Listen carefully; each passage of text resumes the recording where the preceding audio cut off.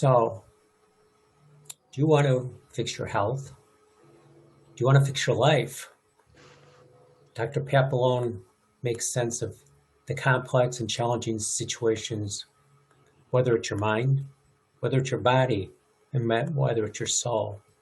She's the author of Why Are You Sick, Fat, and Tired? A book that I've already started going through and making some sense out of not only the book, but of myself too. So Dr. Pat, welcome this afternoon. I appreciate you coming and spending some time with me and talking with me. It's my pleasure. I love talking about my book because I have this vision of helping millions of people really get a handle on them, being able to focus on exactly where they have to focus on their health in order to get the next step so they can, get unblocked and they can move forward and do the things that they've always dreamt of doing for their life. Great. I wonder if you could introduce yourself by giving me a little bit of progression. I mean, did you come right out of the womb saying, oh, I want to do this? How did this all come about? Kind of. How this all came about. I'm going to presume we're talking about how did I end up here from way long time ago. Right.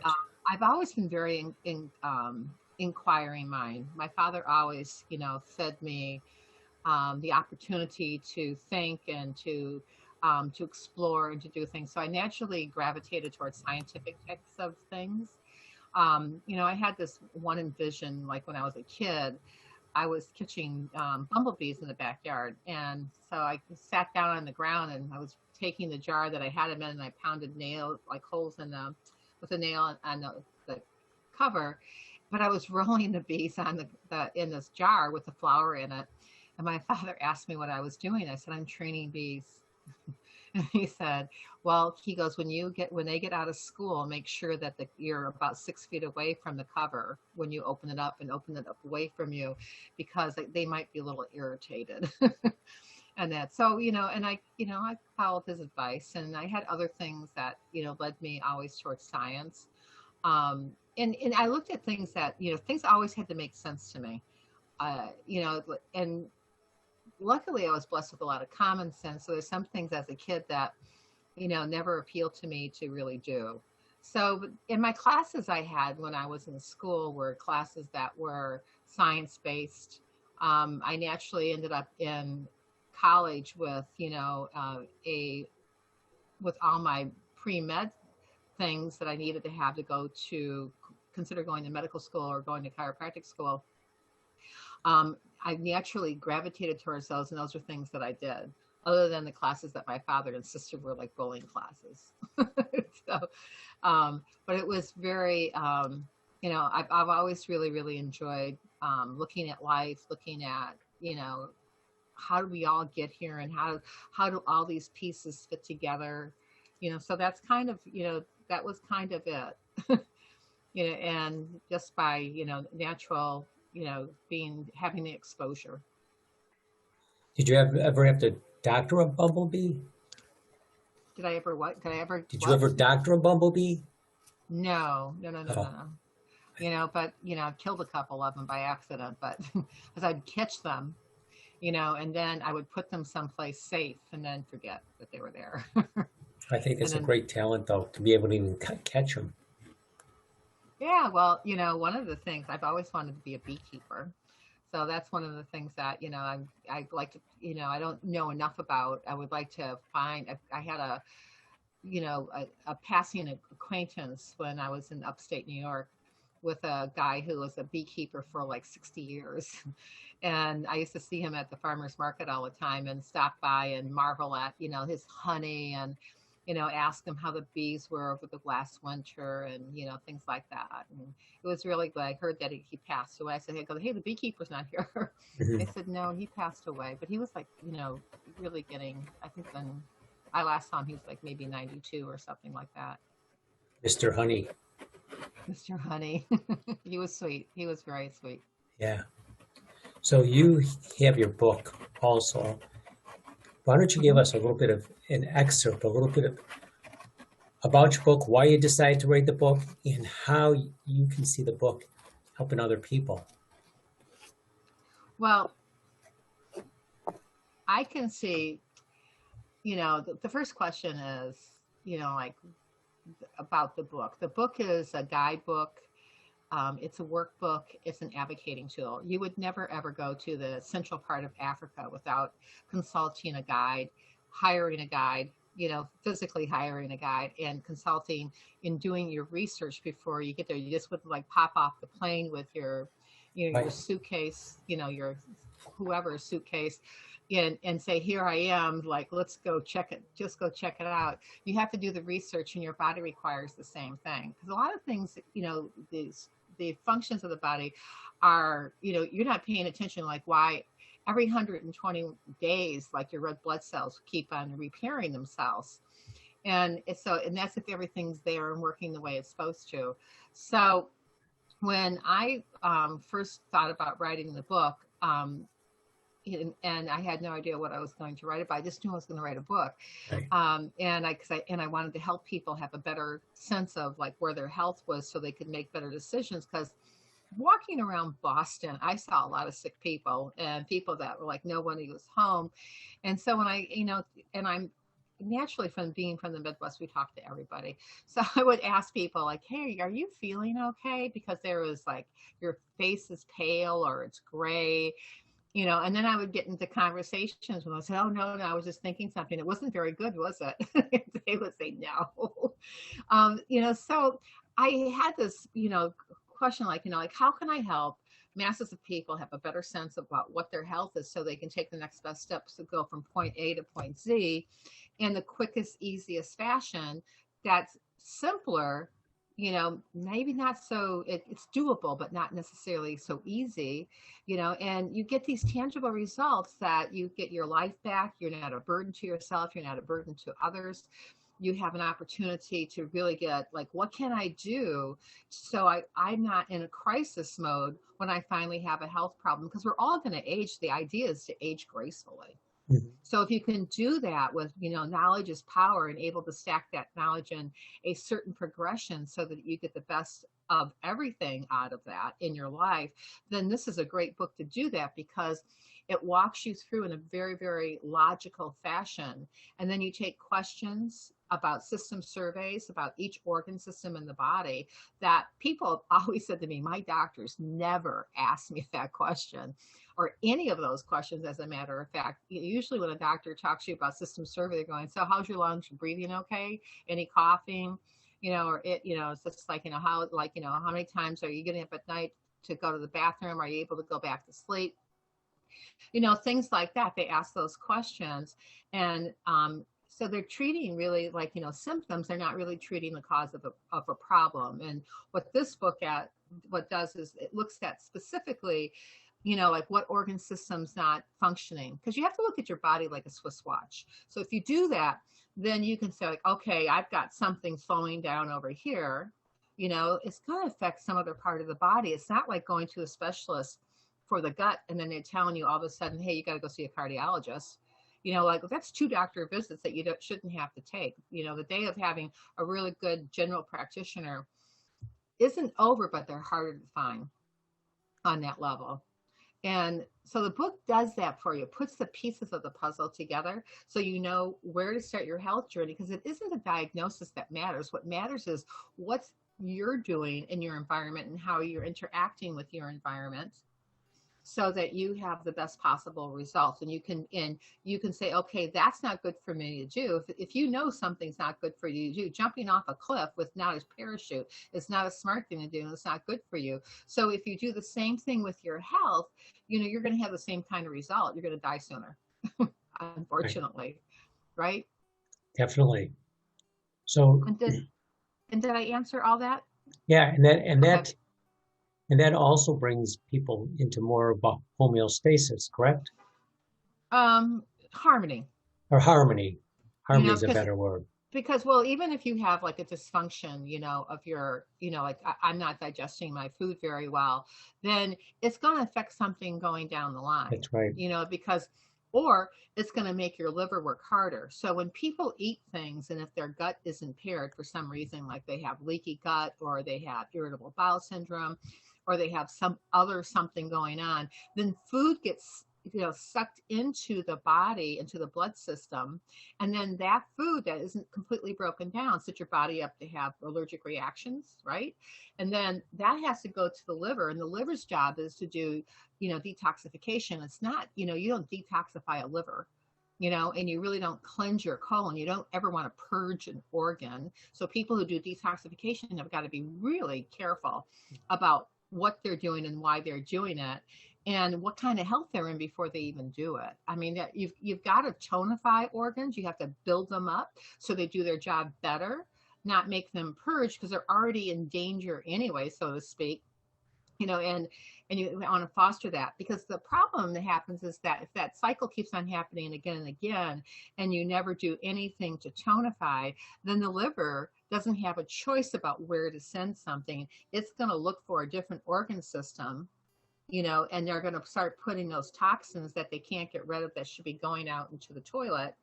They're going to start putting them and storing them in other organ systems in your body, like your endocrine system, which is your fat cells, blood, brain, and bone. I mean, those are deep. When something starts to bury into those things, then you start seeing people with specialty things come up, either the prostate or, ovarian cyst or something like that as an example. Like, why does that happen? Why is the body targeting that specific organ? Why is that organ weak? And that would make it a very high priority, or at least a moderate priority that qualifies to have specific attention to.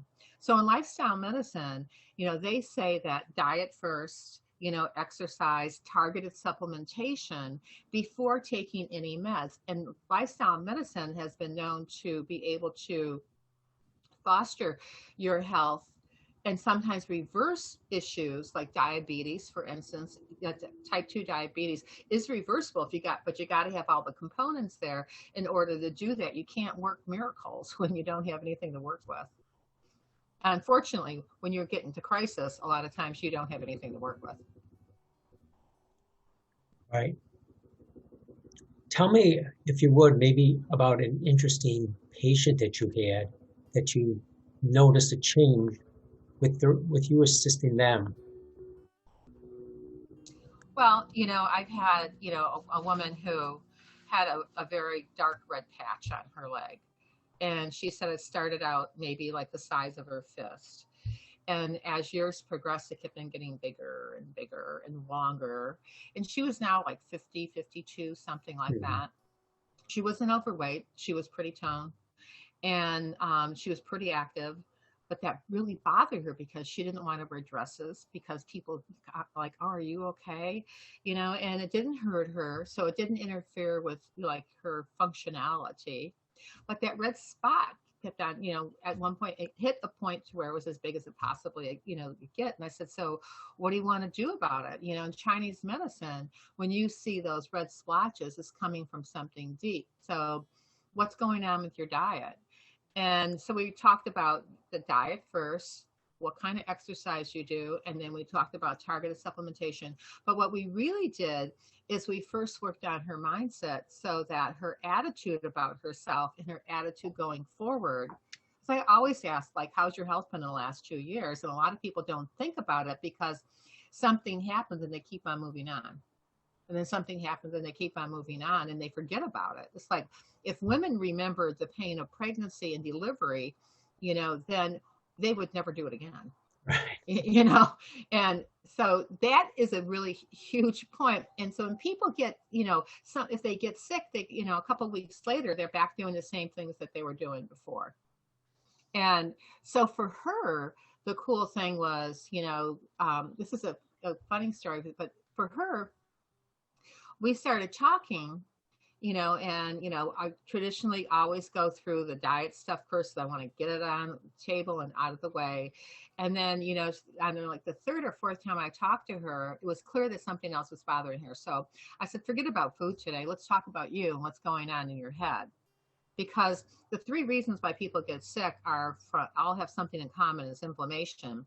So there's trauma, which creates inflammation. Trauma of birth, 9 out of 10. That's a pretty high statistic. You have toxins in your, the air that you breathe, the water you drink, the food that you eat, the chemicals you use on your garden, in your house. You've got those things that make you sick, and your thoughts can undo. If you don't get rid of your thoughts and you don't get those handled, then those thoughts undo anything that you do that's good for the inflammation in your body, like seeing a chiropractor. And it can undo those things for the toxins, because we all know, like when you've been upset, your stomach, you don't digest your food from dinner, and then you toss and turn at night, and then you ruminate, you're not sleeping, whole cycle, and the whole thing goes on. Then you don't have a positive mental attitude, you have structure function, posture problems, and your diet, it goes to hell in a handbasket. So in her scenario, the first thing that we did after we had that talk that day, we found that there was some childhood things that went on with her, things that get stirred up from families, dysfunctional stuff. We all have them. Every family has them.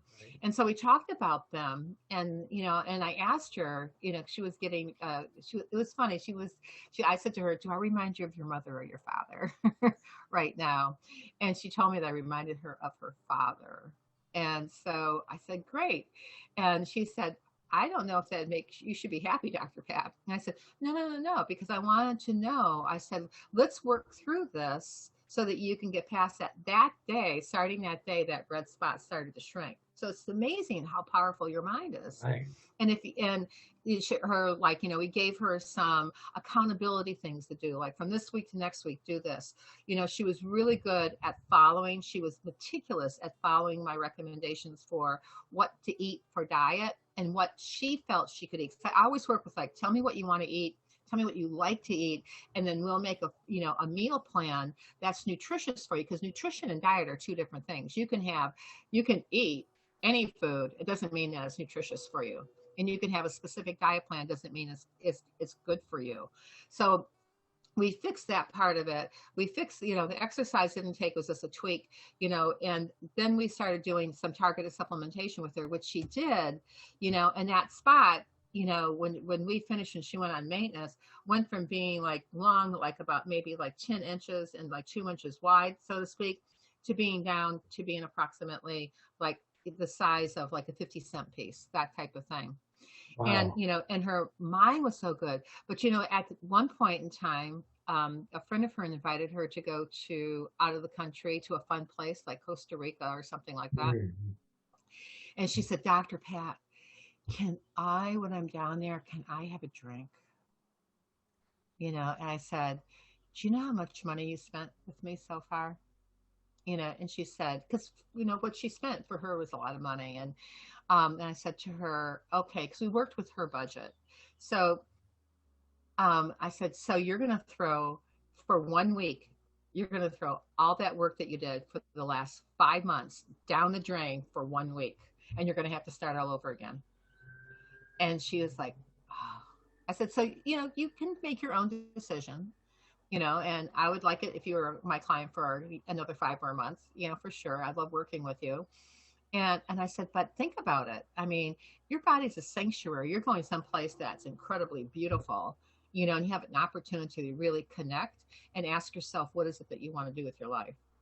And in what you want to do, like how healthy you want to be. You can have that mindset shift and that mindset, anchoring for her. I said, go hug a tree every day. My God, I'd be going out and playing with the monkeys, and swinging like Tarzan and Jane. Mm-hmm. But she had, and when she came back, she said, you'll be happy to know that I didn't have a drink.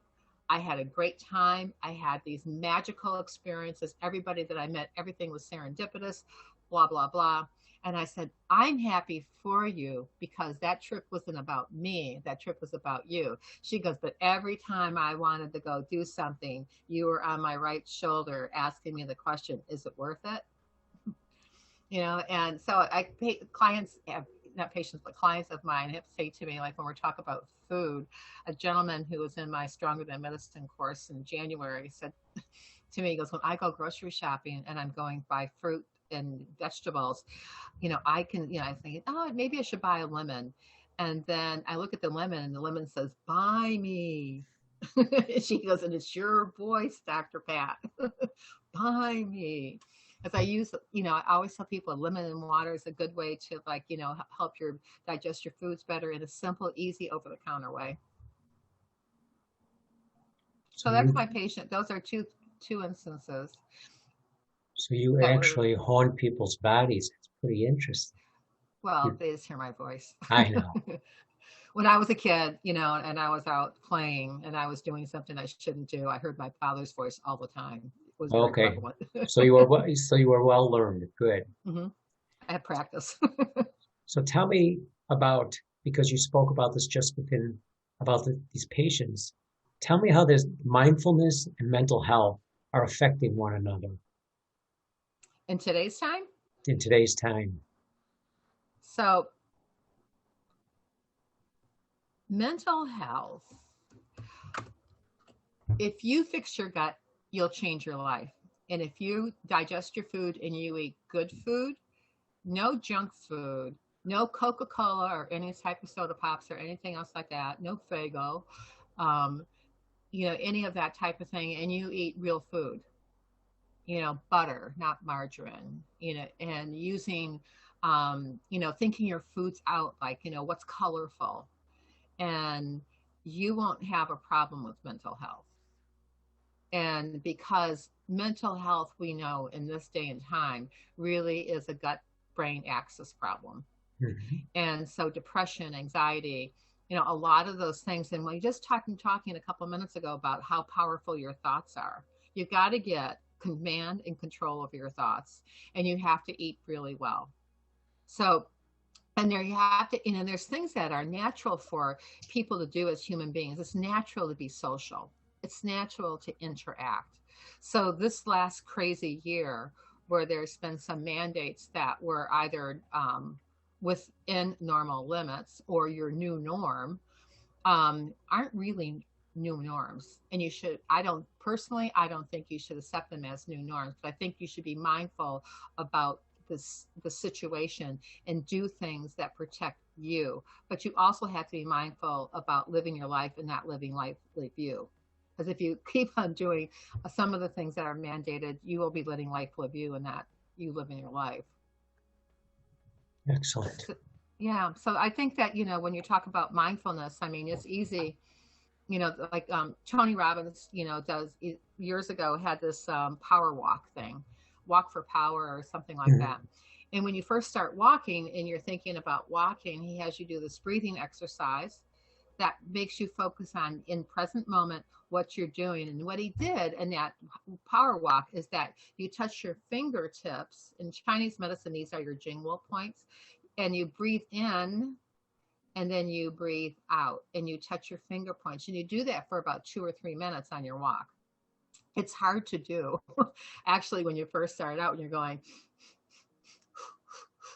and you're breathing in and breathing out, and then touching all your fingertips.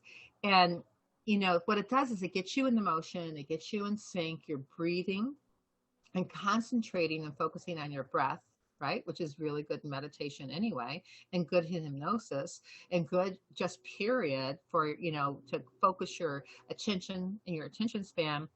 Then what he had you do is think about things that you're grateful for, and which would make you smile, because smiling's very healthy for you. You don't want to be the person who's not smiling when someone smiles at you, truly.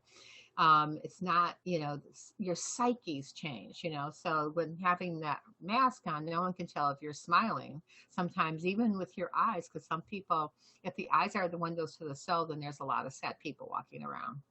And I see that all the time walking around Boston. So that gratitude part of it, when you're thinking about what you're doing for gratitude, you can take 5 minutes doing that. You can, like, I'm grateful. Look at, I'm walking down the street and I'm walking at a certain speed and I'm doing things that make my body want to function better without me doing anything else but walking, and walking with intention. And then when you finish your walk and you get back, on the way back, you can kind of like, okay, so what is it that I really need to do? What are the 3 things I need to focus on today for my business and my personal? So you have 3 goals, you have 6 goals, 3 personal, 3, and then you can go do those.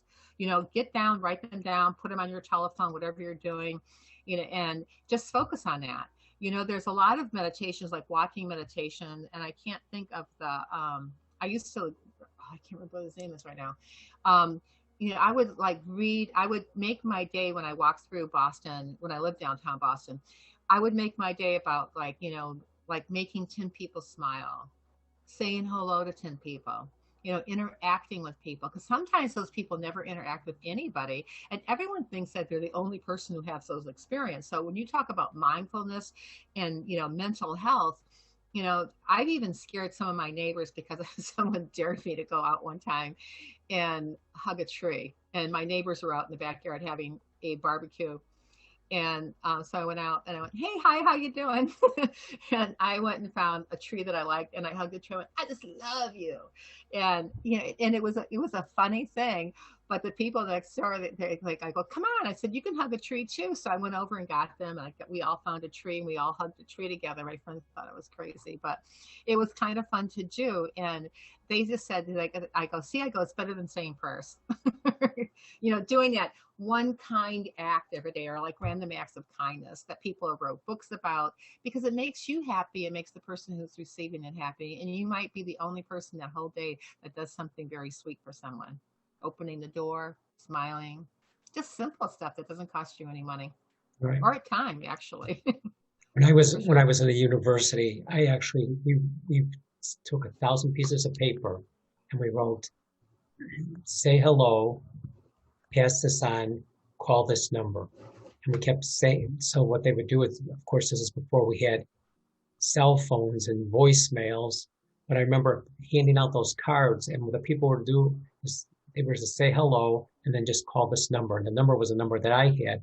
And of course, I had one of those old time answer machines. And when I got home, it was totally full. And I had just left the university. So people were Hmm. passing it forward in the same way. So Hmm. I'm assuming that that tree that you hugged, I bet you it started flowering for its first time ever. Well, there's a very chick flick called Enchanted April, and it's about this woman who's really dissatisfied with her life in turn of the century England. And she talks her, she met this woman, and they make this into a girls' trip down to Positano. I think it's Positano. Mhm. And so, or it's right next to Santa Margarita, Liguria. But at any rate, they all go there to this magical place, and they all find themselves, and from whatever that they felt like they needed to get away with, and they reconnected with who they are. And this woman, this older woman who kept on making Keats and all those people who were dead alive, and how she talked about them, she talked as if they were alive. When I was a little girl, that kind of thing in the movie. And she took her walking stick. She decided she no longer needed a crutch in her life, and she put it in the ground, and it was an Orlando stick, and it started to at the end of the movie, it started to bloom. I'm sure it was like fixed up to do that. But it was nice to see that transformation that people have, and they renewed their relationships with their husbands and invited their husbands down. And it was a really, in that area of Italy, it's really incredibly magical. So I could, it's one of, I like that movie every once in a while when I need to, it's like, okay, if I'm feeling poor me, which I really do, but I like this movie because it's very uplifting. I like seeing women, do well, because women always take care of everybody else before they take care of themselves. The issue with women and self-care in this country and probably everywhere is significant to, make mention to, because the problem with women in that, and plus what they eat. And by the way, back to the what eat with the mind and the gut, and the mindfulness and the mental health. One of the biggest culprits that put people into a lull is sugar. So if sugar is in the first 5 ingredients of something that you're buying, you shouldn't buy it. And sugar is disguised as it has OL at the end, or sugar substitutes. If you want to lose weight, don't have sugar substitutes. That's a given. They have, in studies, they find that people who use that for a weight loss, for the sugar substitute is they end up gaining weight, or else they can't like lose weight. It interferes with how you're really digesting your food and Hmm. how the healthy your gut. But but anyway, back to women. We like women are, it's just like we don't, we might be number two, so to speak, but we try harder. We're like Avis and Hertz. Everyone said Hertz was number one, and Avis said we're number two. We're not number one, but we're number two, and we try harder. Women are multidimensional because we do so many things in the day. Our minds think like that normally. And when you try to only focus on one thing, it kind of, it's like it takes away some of that energy, that good energy that you have, I think. And so women who I've coached, I always talk about, like, how can you be stronger? Like, how can you make better decisions given what you have? And can you find more balance? And the way that you do that is with superior nutrition. And you look at yourself, I have a task for people to do when I'm hearing this, like, poor me, Hmm. it always happens to me. I've got this dark cloud around me. I go into your bathroom and you look in your mirror and you look in your mirror and you look in your eyes, because there's a study done with people was looking directly in somebody else's eyes. And in that study, they found that people, when they did that, really found soul purpose and found their soul. So you look in your eyes and you tell me that you're poor me. There's always something. There's always something you can do, and there's always something that you can be grateful for. And so if you honor those things every day, if you can find three things every day in 21 days, they say you can reprogram your brain to be positive all the time. And also don't let people steal your spirit. I mean, health is not for sale, for Christ's sakes, number one. And when people, when you sit there and listen to, people, complain all the time, stop complaining. It's unproductive. If there's something that you can do about something that has to be done, go do it. It's the same thing. That same thing that you complain about will keep you up at night. So it's like, if you can do something about it, do it. If you can't do something about it, write it down, write it out, give yourself keywords, and then give yourself permission to go to sleep. You've got to have sleep to restore, repair, and revitalize you for the future, for the next day, so you can hit the ground running and not like drag yourself out of bed because you didn't have any sleep and you still got to go do your day. That's not productive, and that's not going, and most people get, the highest incidence of car accidents are people falling asleep. And it's like, you don't want to be part, that's something that, you don't want to participate, you don't want it in your energy field, Definitely. right? Yep. And I've been there. Mm-hmm. I changed that years ago, Yep. driving on the wrong side of the road or falling asleep. Yep. So Dr. Like, you're Pat, still here. yeah, I wised up very quickly. Mm-hmm. So Dr. Pat, I appreciate you speaking with me. Certified functional medical practitioner, coach, speaker, chiropractor, author. Can't put that all in one line. No, I used to tease a friend of mine who has a lot of titles, and I said, what do you get your business card to be an accordion? Yeah, So it folds over on each other, and my father always had this premonition I was going to be a perpetual student. I love learning and I love helping people. It gives me so much pleasure. right. All right. Thank you again for stopping in. Thank you for spending time with me. Thanks. I really, really appreciate that you to find the time to be able to do that. Thank you. It was so much fun. Thank you. I appreciate being here.